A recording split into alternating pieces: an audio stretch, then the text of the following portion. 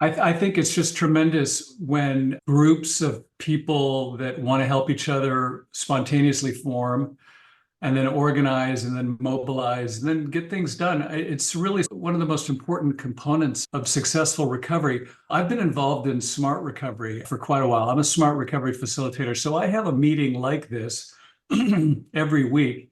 And I worked for smart recovery for quite a while. So the role of mutual support meetings cannot be understated. And in fact, meetings generally have been part of the recovery landscape for a tremendous amount of time.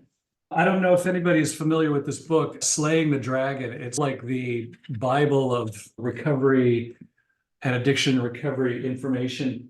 But I don't think you need to read it. But one of the things that I learned from the book is that there's like a 200-year history of people meeting to talk about this issue. Talking about this issue before people even realized that it was an issue. It was like an underground issue. But now there's much more communication and much more outreach about the problem of alcohol and drug abuse and people getting together to talk about it. As for many years, it was a problem that was swept under the rug. It was Aunt Jenny is not feeling well. She's sick. She needs to go to the hospital because she's not feeling well. Families would hold these secrets. And that's one of the things that's conveyed in the movie as well. I'll give you just a little bit of background on me is I'm still living a charmed life. My father and my mother were diplomats. We traveled around the world. And part of the job in the U.S. Foreign Service is to represent the United States, the idea of soft power.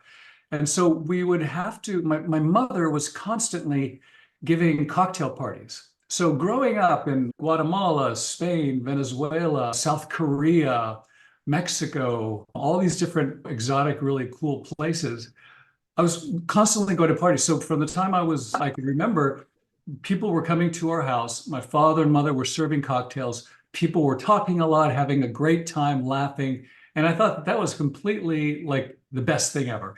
And later in life, I realized that part of the reason that my father and mother were getting everybody drunk at these parties was that the people from the CIA were also at the parties, and they would like to glean as much information about what was going on locally from people who had loose lips because they were drinking a lot. So alcohol was like a way to spy on people in a way. And I thought that was like pretty cool. And then later in life, I started working for the US studio system. I was a production executive and a screenwriter and a producer. And quite frankly, if you've ever been to the Cannes Film Festival or if you've been to any of these film festivals, the film industry is awash in alcohol.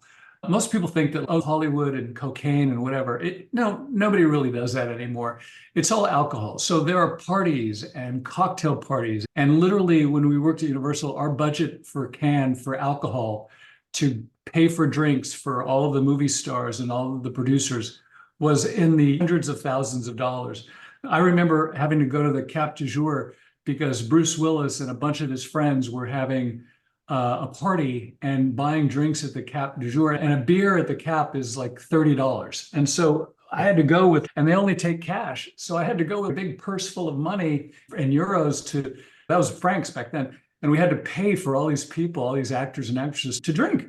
And that was my job, was actually to get people drunk and to do deals with them while they were a little tipsy. In fact, that was like the currency of making deals in Hollywood, was to party with people. And so I thought that was like completely natural. And then later on in my own career as a screenwriter, I met early success. Everything was great. Ironically, the first movie that I sold was about a person with an alcohol use disorder called, I'm not even gonna tell you what it is because I don't want you to see the movie, but it's with a proper British actor, Malcolm McDowell, and Kim Cattrall from Sex in the City. Sex in the City. And it's very interesting, but it's called Where Truth Lies. And it's very funny that my first screenplay was about a problem that I didn't know that I was suffering from at the time, but I wrote about. And maybe it was a way for me to process something that I was suspicious in myself. And it's a story about a scientist who's studying alcohol abuse and falls prey to alcohol abuse and then goes to a special clinic where they start administering these crazy drugs that lead him to hallucinate, but to see the truth about what's actually happened. So it's like a little bit of a murder mystery with an alcohol tell-all. And I remember at the time, Martin Landau, who won the Oscar for Ed Wood, was actually a consultant on the project and became my friend and helped me write the script. And he was the first person who told me, Ted, you're writing this for a reason, and you should really think about how you drink. Because I remember going to a party, hosting a party that he came to, and everybody was quite drunk, and I was very drunk. And I didn't really remember speaking with him. And so that was like my first clue that there was an issue. But cut to several years later, I finally decided that I needed to do something about my drinking. And I had read a lot of books about addiction and recovery and all of the classics like Alcohol Lied to Me and This Naked Mind, and maybe a lot of the books that you all have read. And I thought they were nice. They started to all blend into one another. But I thought, I have all this new time on my hand and I like challenges. And somebody said, why don't you try to do the challenge of doing 90 meetings in 90 days? And I said, I don't really want to do that because I'm not a big 12-step, and I like smart recovery better. But I decided, why don't I try to do 100 movies about addiction and recovery in 100 days? So I did that. And I saw over 100 movies, and a lot of them that are mentioned in the book. And so I said, listen, I learned so much, and I have a lot that I would love to share about both my knowledge of movies and how I think movies have helped me become and stay sober. And so I came up with this book, Addicted in Film, Movies We Love About the Habits We Hate, which I think is really, it was just a fun thing to write. And it created a following of people. And they started emailing me and saying, we're starting these meetings around your book to talk about movies, just like we're doing right here. And I thought that was really fantastic. I thought, wow, what a great idea. And with some advice from several people, I decided that I wanted to create a program around it, so formalize it. And so that became Recovery Movie Meetups, which is a publication, but it's also a curriculum and a program that I now have clients from treatment sectors, recovery community organizations, sober homes, detox facilities. And so there's people around the world doing meetings like this in person using these kinds of movies. The idea that movies can have a profound impact, I don't really have to sell you on that whole idea, but the psychological foundations of this are actually quite interesting. When part of the reason that people drink is that before they drink, they're living in a reality, and their reality is based on what they've done, the memory of who they are, and how they define themselves, how others see them and how they see themselves, and the story that they've told themselves of who they are. And that's a narrative. That's almost like a movie in and of itself. And so before you take the decision to drink or not drink, most people go through thought experiments. Will this be bad? Will it be good? Will I get good benefits? Will I get away with it? Will it be okay? Will I be okay at work tomorrow? Will somebody find out? Is somebody going to get mad at me? I have a hangover. How much can I drink? Should I not drink? If it's okay to drink one bottle, is 2 bottles too much? So everybody goes through these elaborate thought experiments, and they do like a cost-benefit analysis of this. And in the process of doing that, people are doing thought experiments. And a lot of people can't create great thought experiments as to what the consequences are, especially when you're young. You haven't seen the consequences. You don't know how bad this can get because it hasn't gotten really bad for you. And a lot of the people in this meeting, for instance, you've probably not found yourself in prison like I have. You've probably not found, getting up in a gutter with a bruised eye with no recollection of what happened the night before. Some people may have, but generally not. The consequences haven't been that dire. You know that you want to quit drinking, and there's been some consequences, but not horrible. And so you don't have those frames of reference to inform your decision making. And so, especially for the people that, the clients that I deal with, people who are new to recovery, in early recovery, in rehab facilities for the first time, they don't have reference frames. They only know that, like, they crashed their car, they got a DUI, and now their family is forcing them to go to rehab. And so by watching movies about the consequences of addiction, people can have a better view of what is actually happening, what could happen to them. I'm going to share my screen and give you like an example of some of the things that our program sort of delves into, which is there's a lot of great movies that that you can actually visualize the consequences of what these behaviors really are. And some of these visualizations can be scary. Some of them can be like, oh, that exactly happened to me. For instance, the movie Lost Weekend with Ray Milland, it won an Oscar and it won the Palme d'Or. When they made this movie, nobody wanted to make this movie. They thought it was a dangerous movie to make. Nobody knew what alcoholism was. They had never been published what that word was. And so this movie educated an entire generation of people about the dangers of alcohol abuse and what it really looks like, when it was a very carefully guarded secret that nobody talked about. The people who had alcohol problems would go to an insane asylum or prison or be dead. And then later, there's other movies like Trainspotting and Requiem for a Dream, which sort of delve into what are the consequences. And if you've seen Requiem for a Dream, if you haven't seen it, be forewarned, it's very difficult to watch. But for people who are in recovery and want to see, especially opioid addiction, they want to see what they might be in for, especially young women who might be in a position of having to prostitute their bodies in order to get money to pay for drugs. That's a very important movie to see because it allows them to get a frame of reference to create better thought experiments. And of course, when we're all watching these movies, another psychological effect is identification. And when we watch movies that are good, when we like a movie or a TV show, and we like a character, it's because we identify with that character. And that's one of the most powerful things that movies and TV shows can give us. And when you watch a movie like Ben is Back or Beautiful Boy or Cherry or Smash, you're seeing yourself reflected in the struggles of that particular character, just like many of you probably saw your struggles or issues or challenges reflected in the story of Hildy. And then another thing that movies can do is they help you understand addiction more dialectically, in the sense that we're all faced, and I think I speak for everybody in this room, that we're all faced with like a daily understanding that, like, you know what, there were some great benefits to drinking. And yes, I know that there's really horrible consequences, and I really want to stop drinking and stay sober. But geez, you know what? Some things actually were better. And I get that because I understand that very well. And so there's movies that sort of really touch on that, like Flight.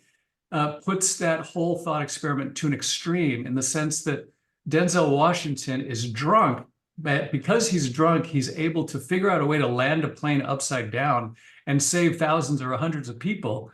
And the question becomes, is it possible for people to do things better when they're drunk? The answer, of course, is no in the aggregate. But it makes us think, you know what, maybe drugs and alcohol, maybe they have a place in our lives that make us better in some way. And there are scenes in The Good House that we'll get to shortly where Hildy does seem to be a better person when she's drunk. And that's something that makes us really think, and it forces us to really evaluate that in how it connects to our own lives. In The Good House, and Another Round is another great movie. It's a Danish movie about three or four high school teachers who decide that their life in Denmark is really boring at this public school. And they decide that they've read about a scientist who says that the problem with human existence is that we're not drunk enough, that we need to stay drunk all the time. Not really drunk, but just at 0.08. So the teachers decide that they're going to drink and do this experiment where they stay just drunk enough to be buzzed, which is like 0.08, which is not legally drunk, all day long, and see what the result is. And I'm not going to ruin the film for you, but some of the results are interesting. Can we do things better when we're high? In California, they base entire marketing campaigns around this to sell medical marijuana. What a thought experiment that you could do is, day buzz, what would you take a pill that would make you feel the effects of alcohol without having to drink it, without all the negative consequences, where you could feel buzzed at 0.08% blood alcohol level? Take a pill and be buzzed all day and have a wonderful day every day. Would you take that pill? And you guys can tell me what you think after the fact. But that's one of the thought experiments that's generated when you watch these kinds of movies. And of course, there's other movies in our program that so that people can own up to what the recovery process is like. In 28 Days, Clean and Sober, thanks for sharing. They show what recovery really looks like. And I think those kinds of movies are valuable. And so that's our program. And so let's turn to why I thought The Good House was an important film. First off, the issue of people in the second or third period of their life. Alcohol and drug abuse generally is seen as something that affects young people or people in the 30s and 40s, but it's not. And in fact, quite frankly, the issue of people being in middle and later ages having issues is something that nobody has really talked about, and it didn't really resonate with many people. Everybody thought people who have made it to 50 and 60 have their careers, they're doing great, they've raised families, they're professionals, they have retirement accounts, they own property, they're going into their golden years, they've got everything figured out. It's wonderful. And the fact of the matter is that as somebody I'm turning 60 next week, so I'm in your generation. My kids are younger, but many of your kids have already grown. Maybe they're off to college. Your career, maybe you're like even retired or about to retire. Maybe you've already been through one marriage or started another one, or you're divorced. There's all these big changes where how you defined yourself in the beginning part of your life has now changed substantially so that you're now in a different part of your life. And so that has caused a lot of existential angst with a whole generation of women and men who now find themselves like in semi-retirement and need a new direction, and have turned to alcohol as a way to cope with that. Not everyone, but many. And the social use of alcohol, like that Hildy has in this movie and that maybe you have had in the course of your life, turns from something that's social and enabling, which makes the quality of your life really great, into now with COVID and solitude and maybe not being in a relationship anymore, your kids being out of the house, or the nature of the economic order changing so substantially that you don't know where you fit in professionally. All those things are stressors that create a lot of stress. And of course, drinking is like a perfect way to deal with that stress. And if you have more time on your hand, drinking is another way of coping with time. And so this movie I thought was like a really great example of that. And the movie is also another really cool example of how the filmmakers used the breaking of the third wall. They used a narrative convention called breaking the third wall, where Sigourney Weaver talks to you in the audience through the movie. And that's very unique. There was no other movie that ever did that in reference to recovery. And so in that sense, this movie was a great opportunity for us to really get into the mindset of somebody who's debating whether to drink or not. There's these wonderful scenes where Hildy's going down to the basement to get wine. She's really drinking too much. Wine doesn't really count, does it? We see her lying to herself. And I think we can all identify with those kinds of conversations that we've had with ourselves over the years. Let's really have a problem, do I? And I'm sure that you never looked, maybe you did, but you never looked yourself in the mirror and said, gosh, maybe I shouldn't drink today. No, it's all something that occurred in your head, and your biases and your addiction and your cognitive distortions and magical thinking won over your desire to not drink or your doubts about drinking and led you to make decisions that you probably regret. And over time, the part of you that would lead you to justify drinking as being okay became a problem. And so now we've turned the tables on that, and now we're using the part of our brains which overcomes that, and this is part of the process. And so by seeing that in this movie, it's really great. I wanted to just share a quote. We spoke with Sigourney and her agents and stuff, and she was gracious enough to send Recovery Movie Meetups this message. And she's very happy that her movie's being used in this program, and she wants to tell everybody that good luck in your recovery. She supports you, and she comes from a family from that addiction. So that was part of the reason that I think that she did the film. A little bit of movie trivia. Do you guys know that Meryl Streep and Robert De Niro were originally supposed to be in the movie, but they ended up being too busy? And I'm just so glad that we got Sigourney Weaver and Kevin Kline instead, because they have a great chemistry. And as The Ice Storm and I think Dave were two movies that they've done together. If you like the pairing, those two movies, Dave and The Ice Storm, are two movies that feature both actors together. So let's go a little bit to some of the things that this movie brings up.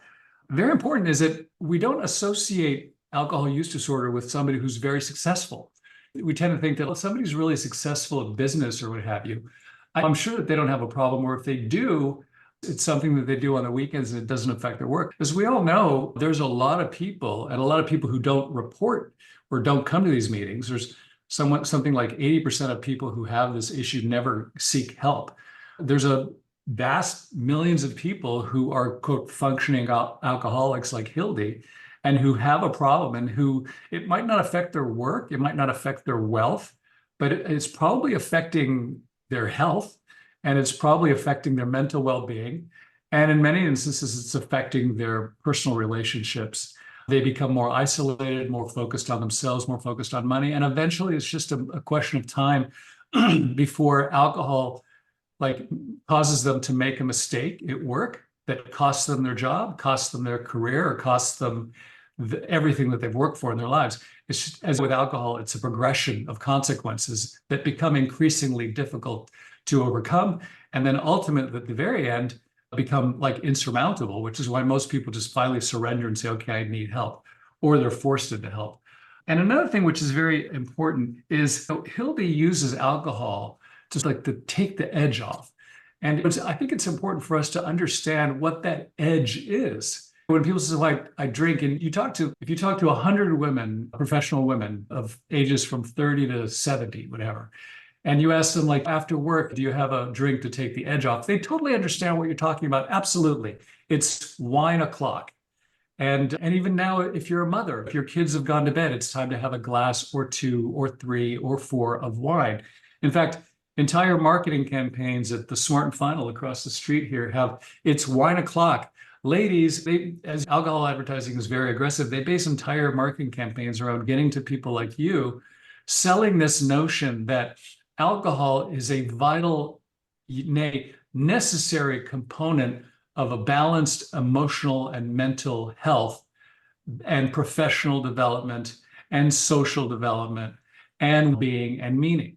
They've actually sold us on the idea that, like, our lives are meaningless unless we drink alcohol. In fact, unfortunately, I was listening to one of these tech talks of somebody who's talking about the future of AI, and they're saying AI is coming for your jobs and et cetera, et cetera. And one of the things he said is, no great thing ever happened on a screen. You need to get out, you need to live your life. People are becoming more insular, and that's leading people to be more insular. And I thought he was going to say something having to do with, and that's led to addiction and angst and whatever. But he says, instead, he says, get out, drink more, hang out, make bad decisions. So even at the highest level of popular entertainment and culture and technology, people are still selling this notion that we need to drink to have a good time and be better people. And so that's what's conveyed in the movie. But we see the consequences in Hildy. And that's why I think it's an important movie. And also there's a very key scene in this movie where Hildy is at home and she's sneaking vodka drinks. You know the scene I'm talking about, where she's sneaking vodka drinks in the kitchen.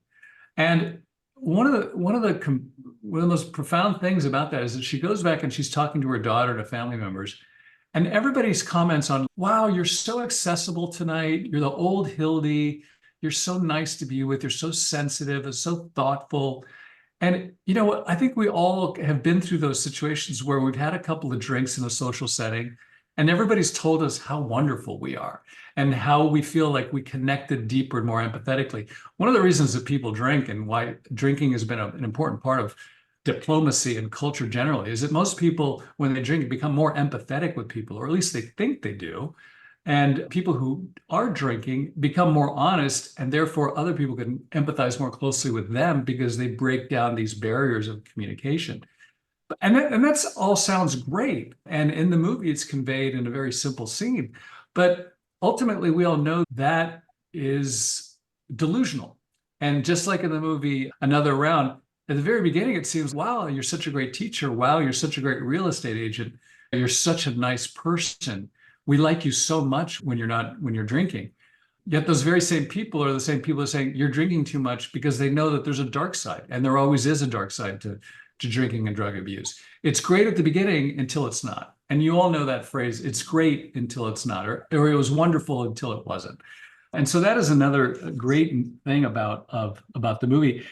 And then also one of the fascinating things about this movie is that when you get to be about 50 or 60 years old, you're a very logical, very rational person. Consequences, you would think that after 50 or 60, you really know yourself quite well.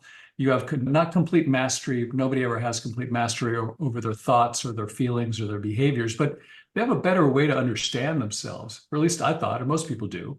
And yet here we see that we're perfectly rational people making the most irrational decision that we could possibly make because we're fully aware of the consequences of drinking.